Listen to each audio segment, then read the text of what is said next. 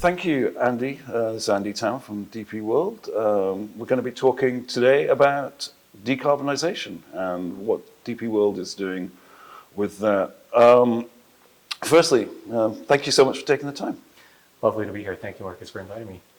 Now, DP World has a diverse portfolio of global assets. What's the challenge of producing an overall sort of decarbonisation strategy for such a big global business? It's a fantastic question. I mean, as DP World, some of the biggest challenges we have is that we have 4 different lines of business, right? So if we have the ports and terminals business, logistics business, maritime services, and also our economic zone business, right? And forming a cohesive strategy for all 4 pillars, that's challenging because each business really requires different levers. I can elaborate a little bit more as well if you wish. Yeah, that would be good. Yeah, so for example, in our ports and terminals business, right, we are a very infrastructure heavy business where decarbonization really looks at electrification as the primary lever and access to renewable energy. But for example, when you look at our logistics business, right, even though it might be easy to electrify a fleet of trucks in Europe, for example, it's quite challenging to electrify a fleet of trucks in Africa, for instance. Furthermore, our maritime services business, for example, our feedering vessels, right, it's very hard to find bunkering fuels that are green for those. So as you can see, a variety of different, challenges exist depending on the vertical that we're talking about. Okay, so it does depend on which part of the business you're looking at. Exactly, yeah. If we just look at the ports part first, you mentioned their electrification.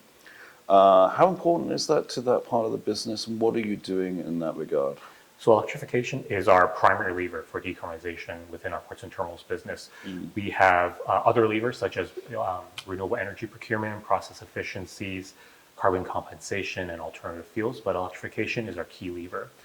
We understand that there are many different alternative fuels that we could perhaps use, but electrification, given that the technology is ready now, is really going to help us achieve our short-term goals.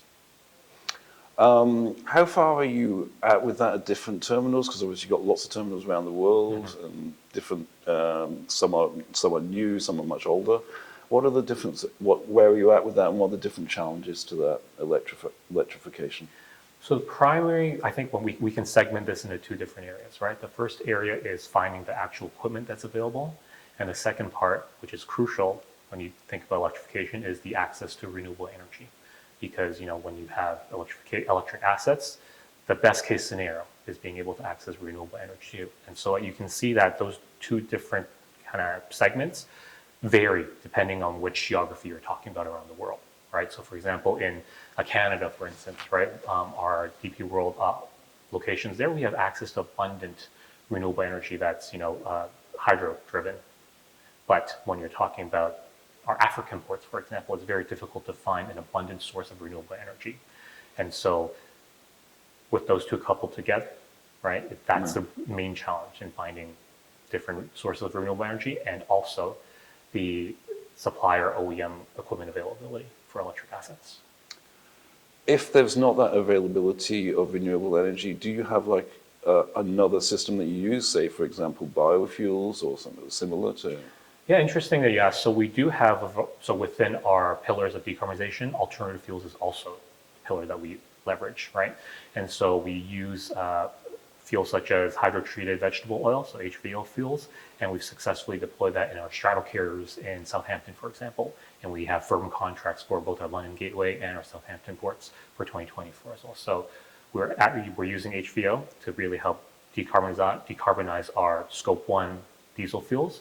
And we're also exploring that in different areas, such as our Canadian ports as well for HVO. So it's dependent on different geographies.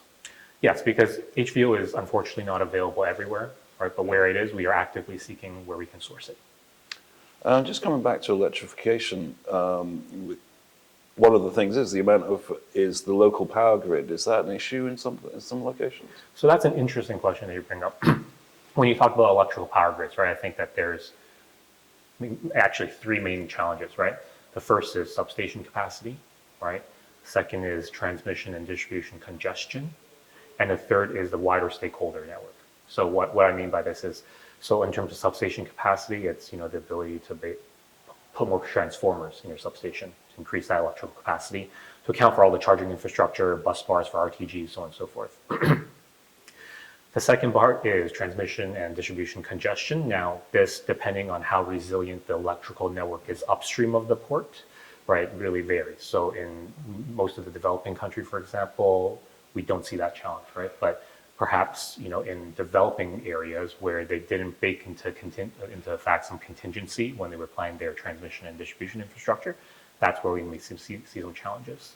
And lastly, in terms of wider stakeholders, right? So as a ports business, right, we have to deal with both the port authority, the regulator, and the utility. And so really getting all stakeholders on board to understand what the electrical load and demand will be current state and future state, that's a challenge as well that we deal with. So it's quite a complex process then, involving quite a lot of parties. That is it, yeah. Okay. Looking at the alternative fuel side, now, if we take, for example, Jebel Ali, you could see, I think, good potential for solar power. Or if you say Canada, perhaps wind power. Are you looking at generating your own renewable energy as well? So our renewable energy pillar goes three ways, actually. So the first way is, and the most easy way, the lowest barriers to entry, is to offtake from the local utility, right? So in Canada, it would be BC Hydro for us, right? In Jebel Ali, it would be DIWA, for example, right? And really that part is talking to them to negotiate a green tariff, okay? The second part is a power purchase agreement where we talk to independent power producers, developers, for them to spend all the CapEx and we just offtake on an OpEx PPA scheme. And then lastly, it's looking at renewable energy credits, right? So for example, in Jebel Ali, right, we are talking with DIWA, we've talked to DIWA to secure 100% of our renewable energy certified with IREX that guarantees that the power offtake is directly from the Mohammed bin Rashid Solar Park. So yeah, those are the three areas and the three ways that we get renewable energy. Right. Okay. Yeah, that's interesting to get that picture. Looking at alternative fuels, you mentioned your shipping fleet there and said it's quite hard to source those alternative fuels. Do you have a plan going forward as the emissions regulations come in from IMO and EU and so forth? Yeah, so our feedering business, we have Unifeeder, right? Yeah. We have P&O Ferries, we have P&O Maritime Logistics, right? And we do see that bunkering fuel for our vessels is going to be challenging, especially with the ETS coming up, the IMO stuff coming up, right? And so our plan is to decarbonize our fleet gradually. So for example, our Unifeeder business, we've already signed up for 2 feedering vessels that will be run on dual fuel, right? Ammonia and marine fuels. And if that goes well, we also have 2 other ones that are on board as well after that, so 4 in total. But it will be a gradual process. As you understand, when you buy a brand new vessel, it's going to be with us for 20 to 30 years. And so every decision that we're making now is going to be very clear in terms of, at the very least, we're going to have dual fuel to allow for decarbonization of our fleet in the future. Okay. And just coming to the logistic part of the business, could you give a bit more color on what you're doing in that part in terms of decarbonization? Yeah, so within our logistics business is, as you can imagine, it's very asset heavy in terms of trucking. Right, and so when you were talking about end-to-end, factory floor to customer door, it involves a lot of trucks. Our trucking fleet around the world primarily is in Europe and in Africa, right? So in Africa, we have a bit more of a challenge in terms of finding electrical options, because as you can imagine, you won't really find electrical charging infrastructure when we're doing long routes within Africa, for instance. However, to mitigate that, we're looking at alternatives. So we're looking at dual fuel hydrogen diesel engines. So within the use of traditional internal combustion engines, we're going to see how we can utilize that. And then within Europe, it's really electrification of the fleet, given that there is likely ample electrification infrastructure in place. So again, it's sort of geographically dependent. Yes, and that's tackling Scope 1 emissions, right? But for Scope 2 emissions, all our big warehouses, we're actively looking at either, again, going through the local utility for a renewable energy tariff or building our own, right? So warehousing, we can build our own as well. Okay, great. We're here at TOC Asia. I thought it'd be nice if you could perhaps highlight a couple of projects in this region in terms of decarbonization that you think are particularly significant. Yeah, so we're actually doing some pretty interesting things in Asia. So part of that is our trials with electrical terminal tractors.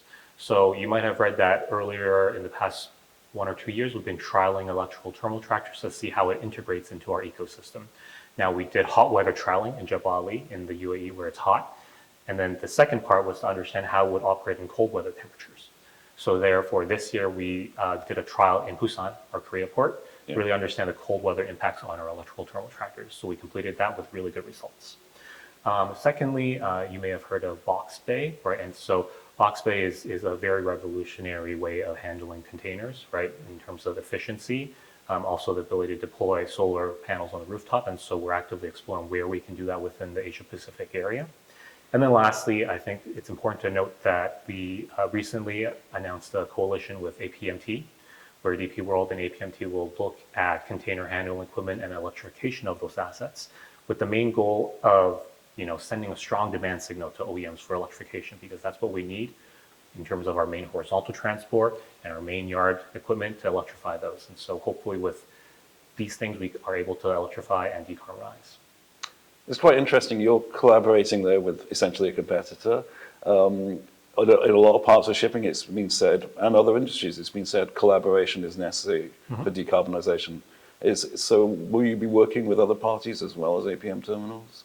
So right now, we were the two kind of anchor stakeholders, right? But within that, we're also looking at working with other, shipping lines who want to be part of the shipping lines and terminals that want to be part of the coalition. Yeah. Okay, great. Just to sort of look forward, if we look forward to 2030, where do you see, or where is the aim for DP World to be on its decarbonization journey by then? So we have publicly stated targets for our decarbonization goals. So in 2030, we aim to reduce our emissions by 28% from our peak of our rolling baseline, from our 2019 rolling baseline. And so by 2030, we aim to reduce our emissions by 28%. By 2040, we want to be a carbon neutral business, so with the use of carbon credits, for instance. And then in 2050, a net zero business. Now, I think year to date 2023, we're about 12 to 15% reduction from our peak. So when you take that into account, 12 to 15 versus a 28, that is our 2030 target, we're well on our way to reaching our goals. Okay, that's great to know that you're well on the way to those goals. And thank you so much for taking the time today. Thank you for having me. Pleasure. Thank you.